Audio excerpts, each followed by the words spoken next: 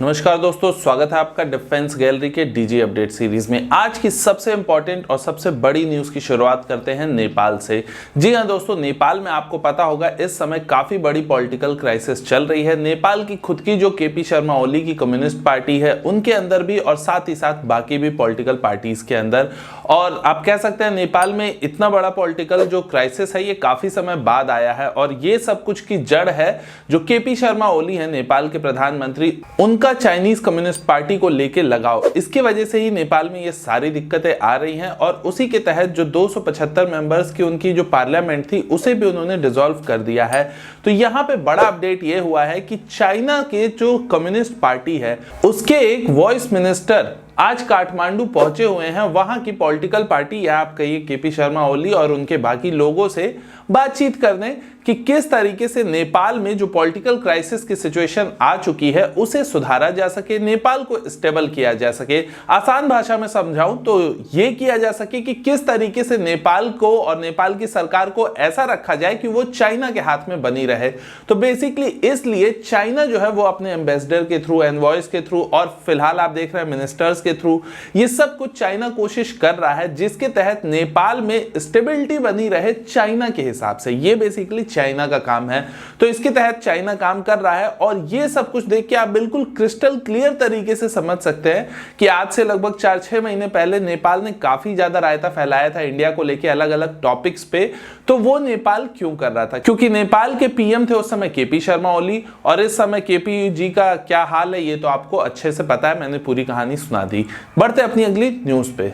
अगली news BSF के लिए है। बीएसएफ यानी कि बॉर्डर सिक्योरिटी फोर्स, इनका काम काफी ज्यादा मुश्किल होता है क्योंकि बॉर्डर्स की सुरक्षा करना अपने आप में ही एक बहुत बड़ा टास्क है। आए दिन आपको मैं भी बताता हूं, आपने वैसे भी सुना होगा कि पाकिस्तान से जो बॉर्डर क्रॉस करके डायरेक्टली अब आना क्योंकि मुश्किल हो चुका है, तो इसलिए ड्रोन्स के थ्रू अलग अलग चीजें, चाहे वो कोई ड्रग हो या फिर वेपन्स हो, बॉम्ब्स हो, कुछ भी इस तरह की चीजें बॉर्डर क्रॉस कराई जाती हैं ड्रोन्स के थ्रू और भारत में सप्लाई की जाती है। तो बीएसएफ को इस समय एंटी ड्रोन सिस्टम की जरूरत है बहुत ज्यादा। तो इस समय ऐसी न्यूज आ रही है कि डीआरडीओ ने जो एंटी ड्रोन सिस्टम बनाया हुआ है उसे बीएसएफ को जल्द ही सौंपा जाएगा, जो कि काफी ज्यादा जरूरी है। ये जो एंटी ड्रोन सिस्टम है बेसिकली ये दोस्तों डायरेक्ट ड्रोन पे अटैक नहीं करता। अगर आप डायरेक्ट ड्रोन पे अटैक करते हैं तो उसे कहते हैं हम हार्ड किल मेथड, लेकिन ये जो एंटी ड्रोन सिस्टम है ये हार्ड किल नहीं बल्कि सॉफ्ट किल मेथड पे काम करता है। यानी कि आपको ड्रोन बिल्कुल सेफ दिखाई देगा लेकिन फिर भी वो काम करना बंद कर देगा। कैसे?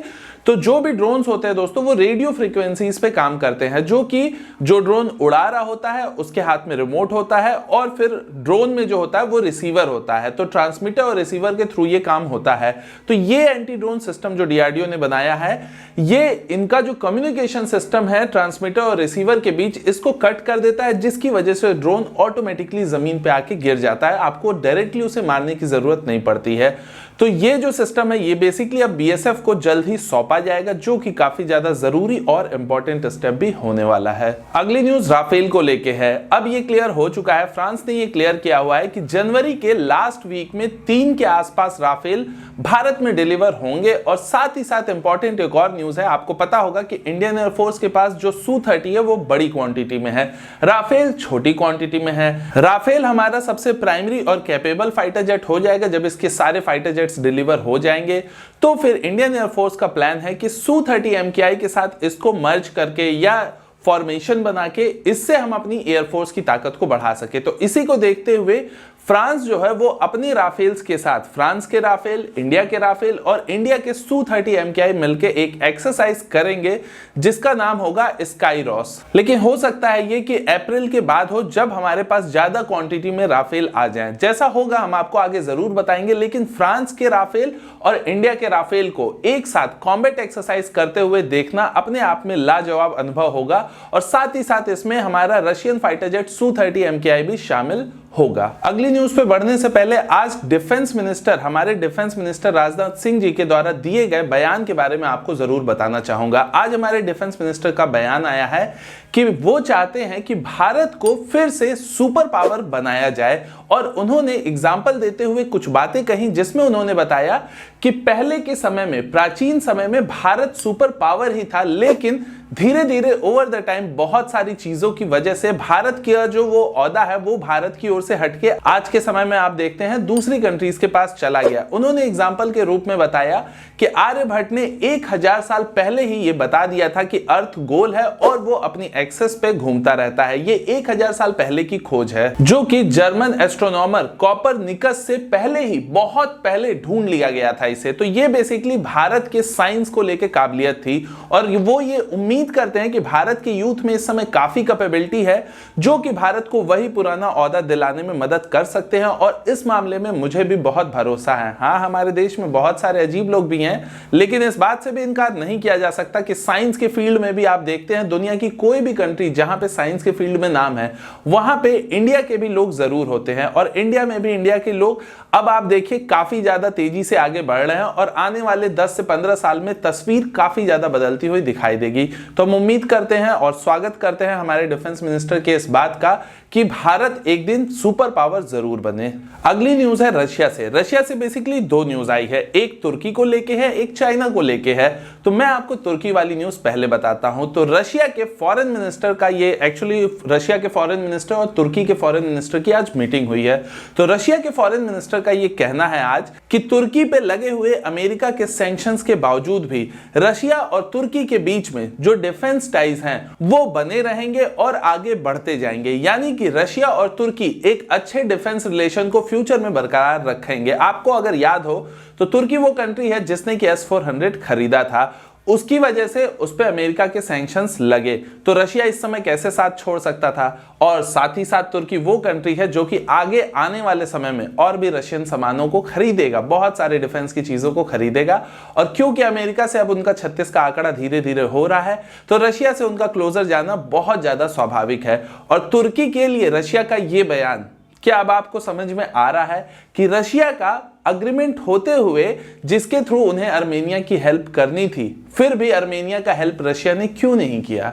अगर आप समझदार हैं तो समझ जाएंगे कि तुर्की का जो इन्वॉल्वमेंट था वो अजरबैजान में काफी ज्यादा था।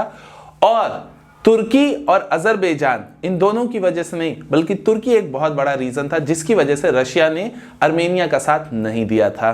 तो अगली न्यूज भी रशिया और चाइना को लेके है। तो यहां पे चाइनीज प्रेसिडेंट शी जिनपिंग का पहले आपको बयान सुनना चाहिए। अपने बयान में आज उन्होंने ये कहा है कि रशिया और चाइना के जो टाइज हैं वो काफी ज्यादा स्ट्रांग है और भविष्य में दुनिया के किसी भी फील्ड में रशिया और चाइना के टाइज जो हैं वो स्ट्रांग होते जाएंगे। खुल के उन्होंने नहीं कहा कि हम डिफेंस टाइज की बात कर रहे हैं, लेकिन उन्होंने कहा कि दुनिया में जिस भी चीज की जरूरत होगी रशिया और चाइना को जरूरत होगी एक दूसरे से टाई करने की, उसमें रशिया और चाइना टाई अपनी करेंगे और अपने रिलेशन को और अच्छा करेंगे। ये basically Chinese president Xi Jinping का कहना है।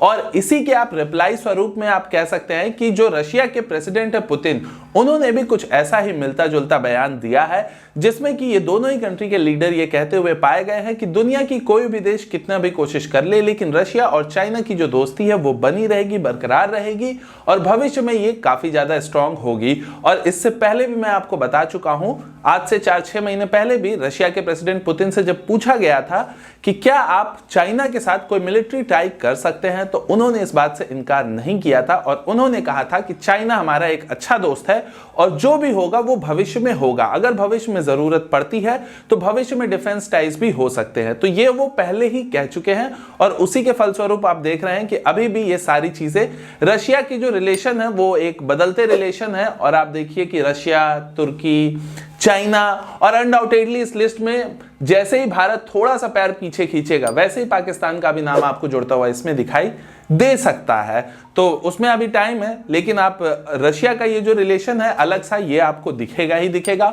और भारत का जो रिलेशन है वो अब आपको भविष्य में अमेरिका के साइड होता हुआ ज्यादा दिखेगा। आगे जैसा होगा वो तो मैं हूं ही आपको बताने के लिए। फिलहाल के लिए मैं मनीष आपका दोस्त, मिलता हूं अगले वीडियो में। नमस्कार, जय हिंद।